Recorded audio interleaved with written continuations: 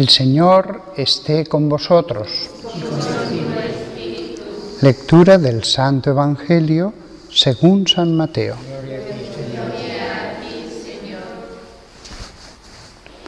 En aquel tiempo Jesús dejó a la gente y se fue a casa.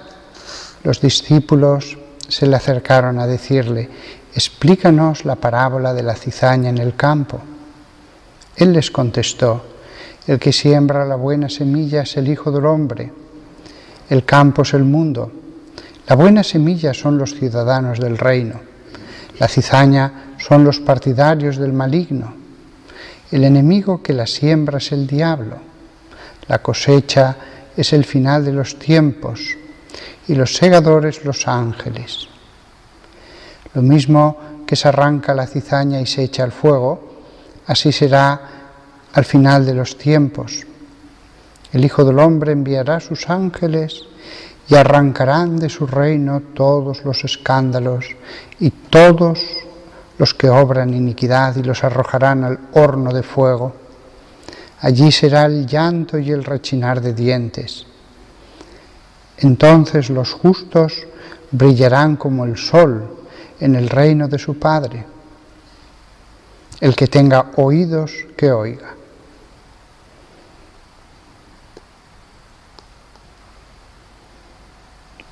Palabra del Señor. Gloria a ti, Señor Jesús. Nostra delicta.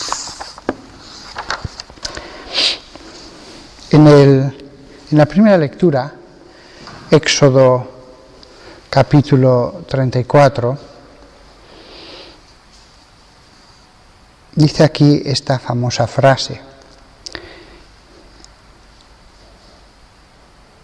Dios compasivo y misericordioso, lento a la ira y rico en clemencia y lealtad, que mantiene la clemencia hasta la 1000ª generación, que perdona la culpa, el delito y el pecado, pero no los deja impunes, y castiga la culpa de los padres en los hijos y nietos hasta la 3ª y 4ª generación. Este versículo, que aparece 2 veces en el Antiguo Testamento, nos muestra cómo efectivamente en aquella época Dios quería fundamentar la construcción que estaba haciendo. Y entonces las bendiciones y los castigos eran muy visibles, muy claros. Cuando quiere mostrar que Job ha hecho el bien, le da grandes riquezas. Y tantos otros personajes, la bendición cae sobre ellos de forma visible, de forma clara. Pero lo mismo el castigo. Cuando la rebelión de Coré contra Moisés, se abrió la tierra y tragó vivo a los rebeldes. Cuando la murmuración de Miriam, la hermana de Aarón, pues se cubrió de lepra su cara. Podríamos seguir y seguir y seguir con los castigos patentes, visibles, y con la bendición de Dios patente y visible. Pero esas cosas ocurrieron en una época en que Dios tenía que poner unos fundamentos fuertes en un pueblo rudo. Todos nosotros sabemos cuánto nos cuesta hacer el bien. Entonces, como a unos niños pequeños, tenía que animarles, dar una golosina cuando se hace el bien. Pero esto después, el profeta, ahora no recuerdo, creo que era Jeremías y Ezequiel, sí, un versículo en Jeremías y otro en Ezequiel, o era 2 veces en Ezequiel. No sabía que iba a salir esta lectura en un día de diario. Los domingos me preparo los sermones, pero los días de diario no. Bueno, pues en Ezequiel, si no recuerdo mal era él, se dice: habéis oído, los padres tomaron agrazones, los agrazones son las uvas verdes, los nietos sufrieron de entera. Pues ya no se dirá más ese dicho en Israel: el que cometa el delito, él será castigado, porque míos son la vida del Padre y la del Hijo. 2 veces se había repetido este aspecto de la maldición en el libro del Éxodo. Y 2 veces se va a repetir en ese profeta para decir, ya no más. Con lo cual no se puede invocar este versículo como otros del Antiguo Testamento. No hay ninguna enseñanza en estos versículos. Sí que la hay, sí que la hay. Sí que la hay en el sentido de que qué mayor fuente de bendiciones para los hijos pueden hacer unos padres que llevar una vida santa, religiosa, de adoración a Dios, de buen ejemplo, un hogar donde se cumplen los 10 mandamientos, donde se adora a Dios todos juntos. Eso se transmite a los hijos y ellos lo transmiten a los nietos y eso sigue. Ahora no se ve tan claro, porque en esta generación es como un sol tan fuerte que quema todas las plantas. Pero en una situación normal, en una sociedad normal, el bien de una familia se propagaba durante generaciones.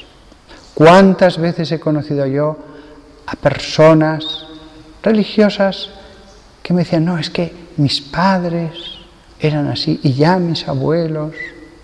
O sea, el bien se propaga. Desgraciadamente, lo mismo que una familia muy religiosa, sobre ella recae la bendición. Y es una bendición que se prolonga a través del ejemplo, pero no solo del ejemplo.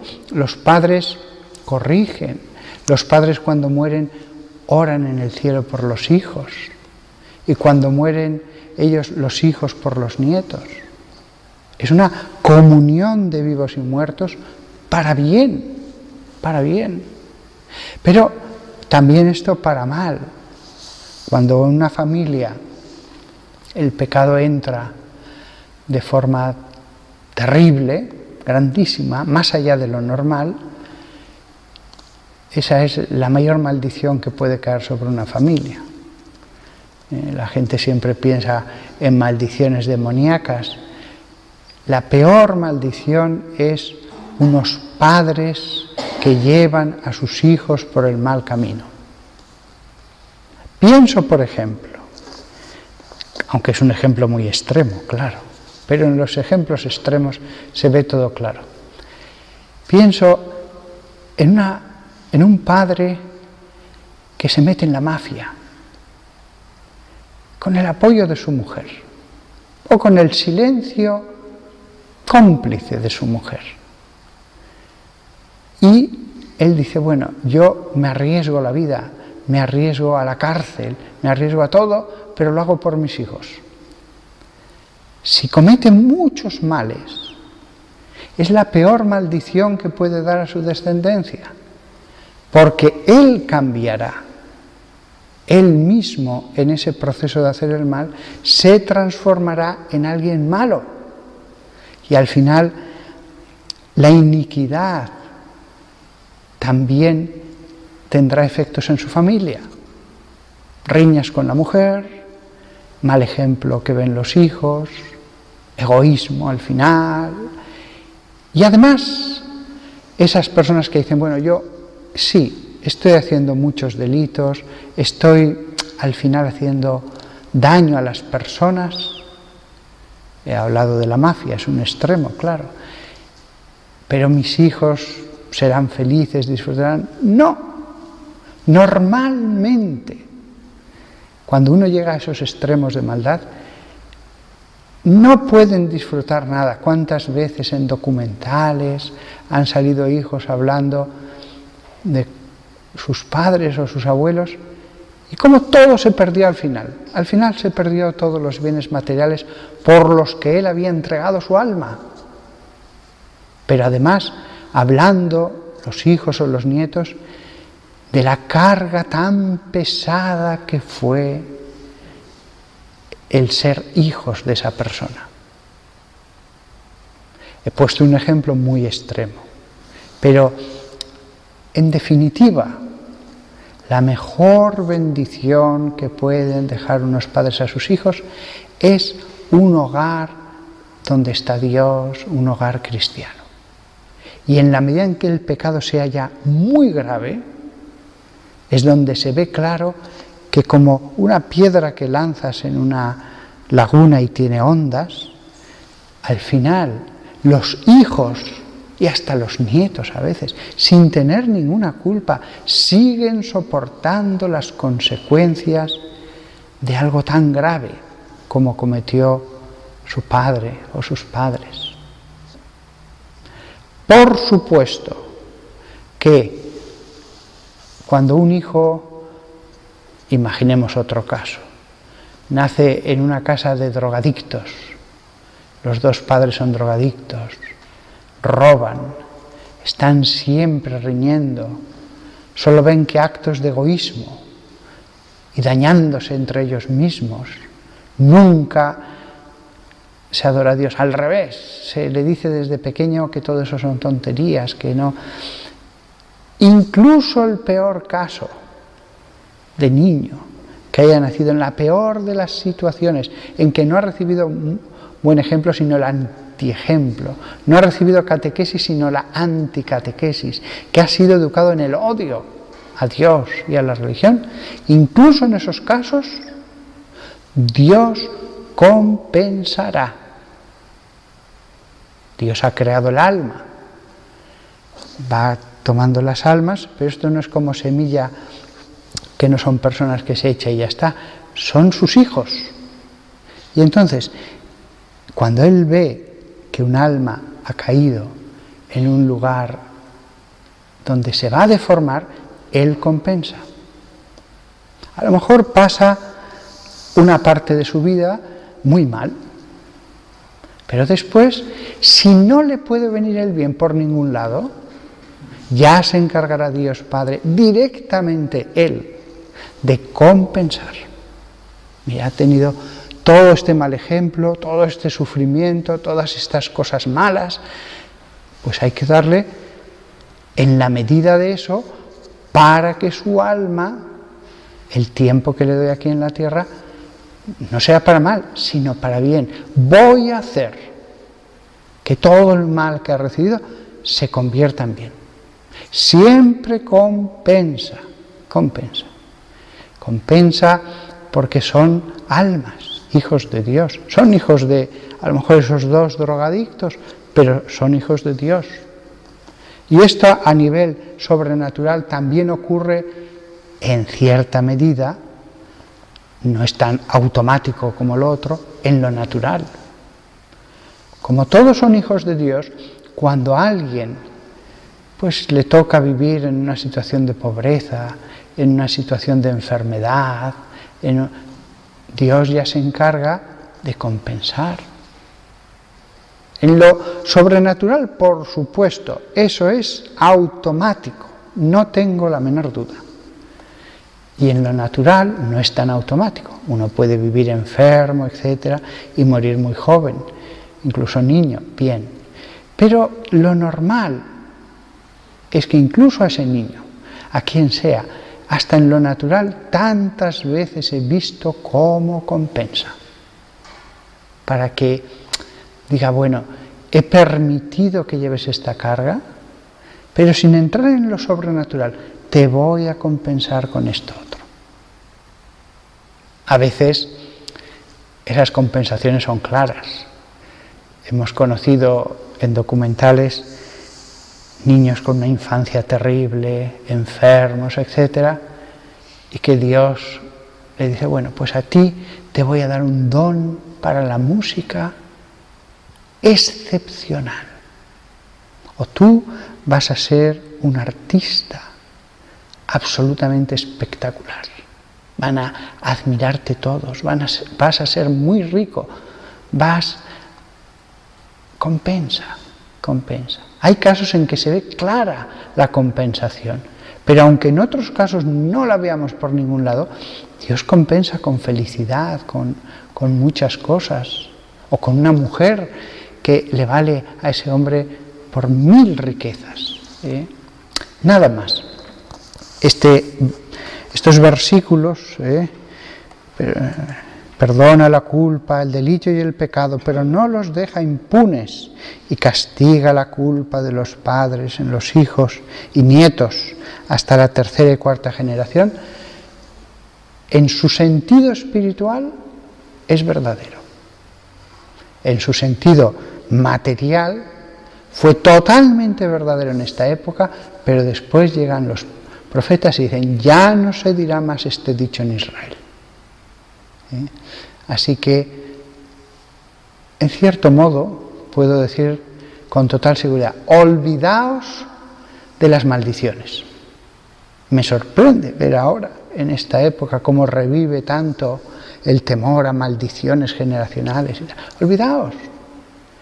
El bautismo. Renace un nuevo ser. La gracia se introduce en el alma. Si alguien dice, ya, pero yo fui bautizado de niño y ahora haz que renazca la gracia que ya está dentro de ti del bautismo. El bautismo se recibe solo una vez en la vida, pero las aguas pueden brotar del sacramento siempre que volvamos, quitemos un poquito y allí está ese arroyo. Podemos vivir como hombres nuevos, renacidos en Cristo, lo cual nos tiene que hacer olvidarnos de esas cosas de maldiciones generacionales, y es que yo llevo una carga de mis ancestros. No aparece eso en la doctrina del Nuevo Testamento, no aparece. Y en el Antiguo Testamento solo en 2 versículos, y hay otros 2 que lo anulan, que dicen, pues ya no se dirá más. Y por eso no se siguió diciendo, eso es verdad, se cumplió la profecía, ya no se siguió diciendo. Y en el cristianismo nunca ha existido esa tradición. Ha existido la tradición de que el pecado conlleva, si es gravísimo, una maldición, eso sí. Y que si el inocente es oprimido, clamará al Señor y Dios maldecirá al opresor, eso también. Pero la otra doctrina de las maldiciones, que tanto se está extendiendo, choca con la simplicidad del mensaje de Cristo. La sencillez, no os preocupéis, no os preocupéis, buscad el reino de Dios y todo lo demás se os dará por añadidura. Si fuera una cosa tan importante, ¿por qué Dios en el Evangelio, en las cartas de San Pablo, en las de San Juan, en las de San Pedro, es un tema que no aparece? No podréis buscar versículos en apoyo de esos temores. Al revés, buscad el reino de Dios y todo se os dará por añadidura. Que todos nosotros nos demos cuenta de las bendiciones de la misa, de las bendiciones que lleva la gracia que se recibe en el alma, y no nos preocupemos de temores que por lo menos no tienen un fundamento bíblico.